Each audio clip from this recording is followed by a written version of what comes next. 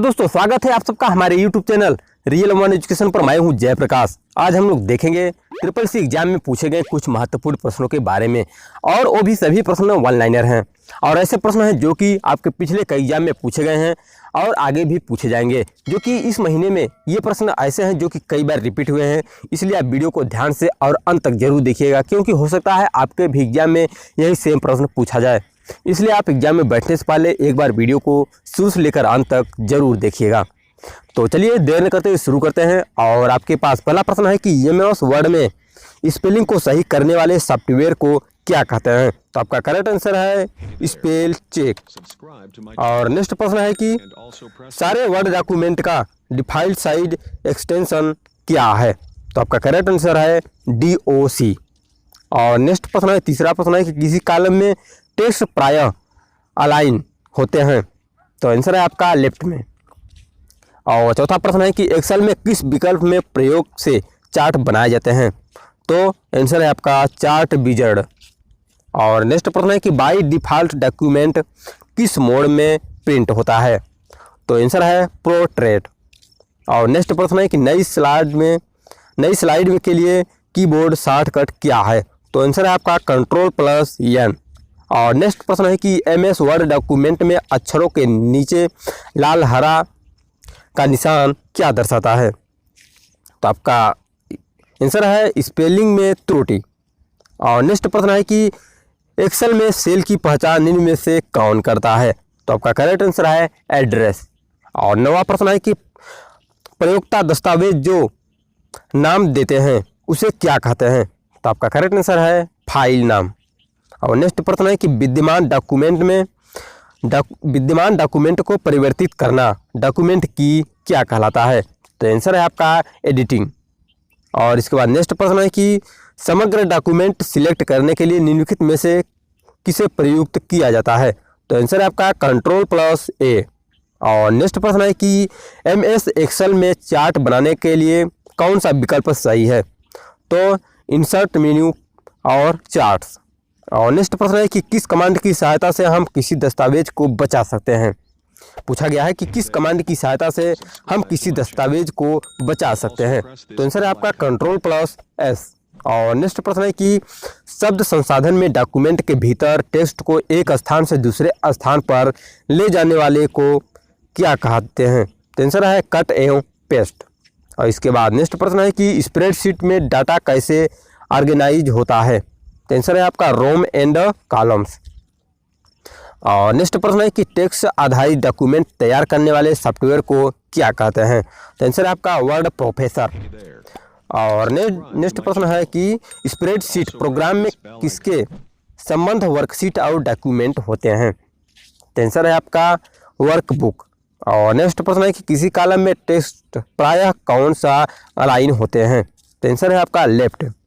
MS word 2010 का पहला menu कौन सा है? तो आपका करेक्ट आंसर है फाइल। और इसके बाद है कि MS वर्ड में सबसे नीचे जो स्क्रीन प्रदर्शित होती है उसे क्या कहा जाता है? तो आंसर आपका स्टेटस बार। ये प्रश्न बहुत ही महत्वपूर्ण प्रश्न है, क्योंकि ये प्रश्न आपके कई बार एग्जाम में रिपीट हुआ है। और नेक्स्ट प्रश्न है 21वां प्रश्न है कि MS वर्ड में सबसे ऊपर दिखाई देने वाले बार को क्या कहते हैं? तो आंसर है टाइटल बार। और फुट नोट और एंड नोट का प्रयोग के लिए किया जाता है? पूछा गया है कि फुट नोट और एंड नोट का प्रयोग के लिए किया जाता है। तो आंसर है आपका रिफ्रेश के लिए। और इसके बाद है 23 प्रश्न की ग्राफिक आपकी सूचना और विचार का दृश्य प्रेजेंटेशन है? तो स्मार्ट आर्ट। किसका है? Smart art. इसके बाद है 24वां प्रश्न की सिलेक्टेड लाइन का राइट अलाइनमेंट करने की शॉर्टकट कुंजी क्या है? पूछा गया है कि सिलेक्टेड लाइन का राइट अलाइनमेंट करने की शॉर्टकट कुंजी है? तो Ctrl+R। इसके बाद 25वां प्रश्न है कि सिलेक्टेड लाइन को जस्टिफाई अलाइनमेंट करने की शॉर्टकट क्या है? तो Ctrl+J। और इसके बाद है कि गो टू कमांड की सहायता से डॉक्यूमेंट में को दिए गए स्थान पर भेजा सकता है? पूछा गया है कि गो टू कमांड की सहायता से डॉक्यूमेंट में दिए गए स्थान पर भेजा जा सकता है, तो किससे? सर्कर। और इसके बाद है कि एक विषय सूची जो डॉक्यूमेंट में अपने संबंधित प्रेजेंटेशन पेज के साथ उपस्थित होता है। क्या है? Table of content. और 28वां प्रश्न है कि अंतिम कमांड के प्रभाव को नष्ट करने की कौन सी कमांड होती है? तो आपका करेक्ट आंसर है अनडू। और नेक्स्ट प्रश्न है कि किस कमांड की सहायता से पूरे डॉक्यूमेंट को सिलेक्ट किया जाता है? ये सब प्रश्न जो है वन लाइनर हैं और बहुत ही महत्वपूर्ण प्रश्न है, इसलिए आप वीडियो को अंत तक देखिएगा। और आपको वीडियो अच्छा लगे तो आप दोस्तों के साथ भी शेयर जरूर कीजिएगा। तो चलते तो देर न करते हुए फटाफट प्रश्नों को देखते हैं। और अभी बहुत सारे प्रश्न बाकी हैं। पूछा गया है कि किस कमांड की सहायता से पूरे डॉक्यूमेंट को सिलेक्ट किया जाता है? तो आंसर है आपका सिलेक्ट ऑल। और नेक्स्ट प्रश्न है कि किस कमांड की सहायता से किसी भी टेक्स्ट या ग्राफिक्स को अस्थायी रूप से हटाया जा सकता है? तो आपका करेक्ट आंसर है डिलीट। पूछा गया है कि अपने टेक्स्ट को इंडेंट देने के लिए आप टैब पर पैराग्राफ ग्रुप में डिक्रीज इंडेंट और इंक्रीज इंडेंट का प्रयोग कर सकते हैं। तो आंसर है आपका होम। और 32वां प्रश्न है कि फाउंड डायलॉग बॉक्स प्रदर्शित करने के लिए किस कुंजी का प्रयोग किया जाता है? तो आपका करेक्ट आंसर है Ctrl+D। पूछा गया है कि फाउंड डायलॉग बॉक्स प्रदर्शित करने के लिए किस कुंजी का प्रयोग किया जाता है? तो आपका करेक्ट आंसर है Ctrl+D। नेक्स्ट प्रश्न है कि डॉक्यूमेंट बनाने के लिए विभिन्न प्रकार के विकल्प प्रदान रहते हैं, तो क्या उसे क्या कहते हैं? उसने कहते हैं माइक्रोसॉफ्ट वर्ड। और नेक्स्ट प्रश्न है कि MS एक्सेल को किस नाम से जाना जाता है? MS एक्सेल को किस नाम से जाना जाता है? तो आपका आंसर है स्प्रेडशीट प्रोग्राम। नेक्स्ट प्रश्न है किसी वर्कशीट के प्रथम सेल या सेल एड्रेस होगा? पूछा गया है कि किसी वर्कशीट के प्रथम सेल का सेल एड्रेस होगा। तो आपका करेक्ट आंसर है A1। किसी वर्कशीट का अंतिम सेल एड्रेस क्या होगा? तो N 65536। और 37 प्रश्न है कि निम्न में से कौन सी ग्राफिकल फाइल नहीं है? कौन सी ग्राफिकल फाइल नहीं है? तो txt.txt। और इसके बाद है कि एक्सेल में कई सारी वर्कशीट को क्या कहा जाता है? एक्सेल में कई सारी वर्कशीट को क्या कहा जाता है? तो आंसर है एक्सेल बुक। और 39वां प्रश्न है कि MS एक्सेल में फार्मूला हमेशा से प्रारंभ होता है, किससे प्रारंभ होता है? तो आंसर है आपका बराबर से। और 40वां प्रश्न है कि एक्सेल में सेल का प्रारूप बदलने का कार्य होता है। एक्सेल में सेल का प्रारूप बदलने का कार्य होता है, तो कहाँ होता है? फॉर्मेट मेन्यू से। और माइक्रोसॉफ्ट एक्सेल है, माइक्रोसॉफ्ट एक्सेल है, तो आंसर है आपका स्प्रेडशीट। एक्सेल में डाटा को निश्चित क्रम में शॉर्टकट किया जाता है। एक्सेल में डाटा को निश्चित क्रम में सॉर्ट किया जाता है एडिट मेन्यू से। और इसके बाद है कि किसी पंक्ति या कॉलम की प्रतिच्छेदन को क्या कहते हैं? पूछा गया है कि किसी पंक्ति तथा कॉलम के प्रतिच्छेदन को कहते हैं। तो आपका करेक्ट आंसर है सेल। इसके बाद है कि एक्सेल एप्लीकेशन विंडोज़ में सबसे ऊपर होता है। एक्सेल एप्लीकेशन विंडो में सबसे ऊपर क्या होता है? तो करेक्ट आंसर है आपका टाइटल बार। और वर्कशीट की एक सेल में अधिकतम कैरेक्टर हो सकते हैं। वर्कशीट की एक सेल में अधिकतम कितने कैरेक्टर हो सकते हैं? तो आपका करेक्ट आंसर है 256 कैरेक्टर। और नेक्स्ट प्रश्न है कि शीघ्रता से फॉर्मेटिंग करने के लिए प्रयोग किया जाता है। तो आपका करेक्ट आंसर है फॉर्मेटिंग टूल बार। और नेक्स्ट प्रश्न है कि किसी स्पेसिफिक सेल में जाने के लिए कुंजी है। तो F5 नई वर्कशीट एंड करने की शॉर्टकट की है। नई वर्कशीट ऐड करने की शॉर्टकट की क्या है? तो Alt+Shift+F1। और इसके बाद है कि एक्सेल में फंक्शन इंसर्ट करने के लिए शॉर्टकट की है। तो Shift+F3। हाइपरलिंक इंसर्ट करने की शॉर्टकट की है। हाइपरलिंक इंसर्ट करने की शॉर्टकट की है तो Ctrl+K। और इसके बाद है कि वर्कशीट में कौन से फार्मूले लगे हैं, इसे देखने की शॉर्टकट की है। वर्कशीट में कौन से फार्मूले लगे हैं और इसे देखने की शॉर्टकट की है तो Ctrl+। और इसके बाद है कि नेक्स्ट सेल को सिलेक्ट करने की शॉर्टकट की क्या है तो टैब। और इसके बाद है कि सेल में करेंसी फॉर्मेट अप्लाई करने की शॉर्टकट की क्या है तो Ctrl+Shift+$। सभी प्रश्न वन लाइनर है, देख सकते हैं आप। और आपको अब तक अंदाज़ा लग चुका होगा कि सभी प्रश्न बहुत ही महत्वपूर्ण प्रश्न हैं, इसलिए आप वीडियो को एक बार शेयर भी कर दीजिए, जिससे सभी लोग जो CCC एग्ज़ाम देने जा रहे हैं वे इस प्रश्न को पढ़कर ज़रूर जाएं। तो पूछा गया है कि सेल में करेंसी फॉर्मेट अप्लाई करने की शॉर्टकट की क्या है, तो control plus shift plus dollar. और नेक्स्ट प्रश्न है कि सेल में परसेंटेज फॉर्मेट अप्लाई करने की शॉर्टकट की क्या है, तो control plus shift plus percentage. और नेक्स्ट प्रश्न है कि सेल में एक्सपोनेंट नंबर प्लेट अप्लाई करने की शॉर्टकट की क्या है। पूछा गया है कि 57 प्रश्न है कि सेल में एक्सपोनेंट नंबर फॉर्मेट अप्लाई करने की शॉर्टकट की है, तो कंट्रोल प्लस शिफ्ट प्लस। और नेक्स्ट प्रश्न है कि सेल में डेट फॉर्मेट करने की शॉर्टकट की है। सेल में डेट फॉर्मेट करने की शॉर्टकट की क्या है, तो आपका आंसर है कंट्रोल प्लस शिफ्ट प्लस है। और 59 प्रश्न है कि पूरी रो सिलेक्ट करने की शॉर्टकट की क्या है। पूरी अगर रो को सिलेक्ट करना होगा तो उसके लिए शॉर्टकट की क्या है, तो आंसर है शिफ्ट प्लस स्पेस। और 60 प्रश्न है कि ओपन वर्क बुक्स को स्विच करने की शॉर्टकट की क्या है। ओपन वर्कबुक को स्विच करने की शॉर्टकट की क्या है, कंट्रोल प्लस F6। और इसके बाद है 61, एक्सेल की फाइल को कहा जाता है। एक्सेल की फाइल को कहा जाता है तो वर्कबुक। और इसके बाद है कि एक वर्कबुक में डिफ़ॉल्ट रूप से कितनी फाइल होती हैं। एक वर्कबुक में डिफ़ॉल्ट रूप से कितनी फाइल होती है, तो आपका करेक्ट आंसर है 3। माइक्रोसॉफ्ट एक्सेल 2003 का फाइल एक्सटेंशन है, तो .xls। और इसके बाद है कि एक्सेल 2003 में कितने कॉलम होते हैं। पूछा गया है कि एक्सेल 2003 में कितने कॉलम होते हैं, तो करेक्ट आंसर है 255। और इसके बाद है कि फ्रीज पैनेस ऑप्शन आता है, तो आंसर है विंडो में। पेज सेटअप में मार्जिन बार में लेफ्ट और राइट हेतु डिफ़ॉल्ट मार्जिन होता है, तो 0.75 एंड 75 इंच। इसके बाद है कि पेज सेटअप में मार्जिन बार में टॉप और बॉटम हेतु डिफ़ॉल्ट मार्जिन होता है, तो आंसर है 1 एंड 1 इंच। इसके बाद है 68 प्रश्न की टास्क पेन की शॉर्टकट कमांड है, तो कंट्रोल प्लस F1। इसके बाद है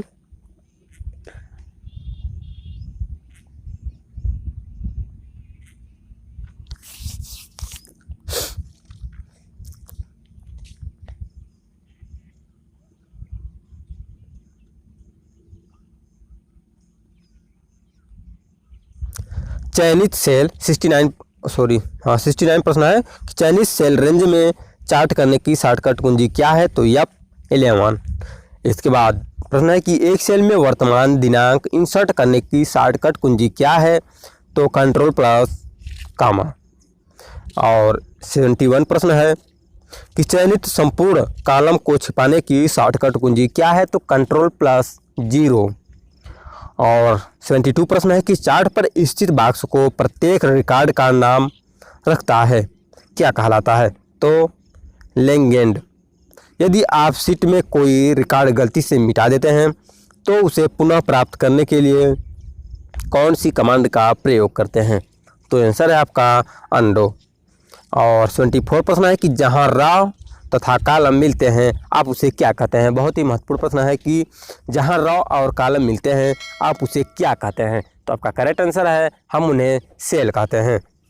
और इसका बाद है कि G2 में M12 का सेल रेफरेंस होगा, तो आंसर है आपका G2 अनुपात M12। टेस्ट पर किसके द्वारा ऑपरेशन परफॉर्मेड होते हैं, तो आंसर है आपका स्टार्टिंग फंक्शन। आप मेनू में सीनियर्स का चयन करके सीनियरो मैनेजर डायलॉग बॉक्स को खोल सकते हैं, तो आंसर है आपका टूल। आप मेनू में शॉर्ट का चयन करके शॉर्ट डायलॉग बॉक्स को खोल सकते हैं, तो डाटा मतलब कि आप डाटा मेनू से शॉर्ट का चयन करके शॉर्ट डायलॉग बॉक्स को खोल सकते हैं। और देख सकते हैं 79 प्रश्न है। और कुछ बड़ा प्रश्न है कि आप किसी पुरानी सेव हुई वर्कशीट को एडिट कर रहे हैं, यदि आप एडिट की गई वर्कशीट ओरिजिनल शीट को नष्ट किए बिना सुरक्षित करना चाहते हैं तो आपको कौन सी कमांड प्रयोग करनी चाहिए? तो सेव एज का। और इसके बाद है कि यदि आप किसी वर्कशीट में टाइटल के बाद खाली लाइन छोड़ देते हैं, यदि आप किसी वर्कशीट में टाइटल के बाद खाली लाइन छोड़ना चाहते हैं तो सबसे अच्छा तरीका क्या है? तो इंसर्ट रॉ। और इसके बाद है कि स्प्रेडशीट में गणना करने के लिए आप किसका प्रयोग करते हैं? पूछा गया है कि स्प्रेडशीट में गणना करने के लिए आप किसका प्रयोग करते हैं? तो आपका करेक्ट आंसर है फार्मूला का। और इसके बाद है कि वह कंप्यूटर प्रोग्राम कौन सा है जो डाटा को रॉ व कॉलम में रखता है? तो आंसर है आपका स्प्रेडशीट प्रोग्राम। और इसके बाद है कि आप टूलबार पर insert picture form file button पर क्लिक करके पिक्चर ऐड कर सकते हैं। तो आंसर है आपका इंसर्ट। और 84 प्रश्न है कि MS वर्ड को रन कमांड के द्वारा खोलने के लिए क्या टाइप करते हैं? तो आंसर है विन वर्ड। और 85 प्रश्न है कि MS वर्ड को ओपन करने की स्क्रीन विंडो पर दिखाई देती है? तो आंसर है 2। पूछा गया है कि MS वर्ड ओपन करने पर कितनी स्क्रीन विंडोज पर दिखाई देती है? तो आंसर है 2। और 86 प्रश्न है कि MS वर्ड में बनाई गई फाइल को किस नाम से जाना जाता है? तो करेक्ट आंसर है आपका डॉक्यूमेंट। और 87 प्रश्न है कि कार्य क्षेत्र को मापने के लिए किस बार का प्रयोग किया जाता है? तो करेक्ट आंसर है आपका रूलर बार। और 88 प्रश्न है कि MS वर्ड 2007 में फाइल को खोलने, सेव करने एवं बंद करने से संबंधित कमांड में होती है? तो आंसर है आपका ऑफिस बटन।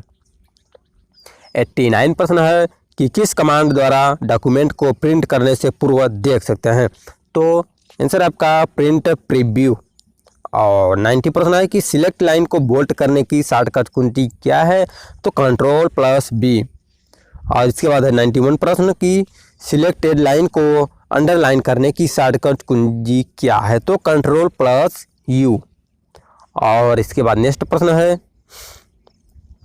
सिलेक्टेड लाइन को डबल अंडरलाइन करने की शॉर्टकट कुंजी क्या है? तो Ctrl+Shift+D। और 93 प्रश्न है कि सिलेक्टेड लाइन का लेफ्ट अलाइनमेंट करने की शॉर्टकट कुंजी क्या है? तो Ctrl+L।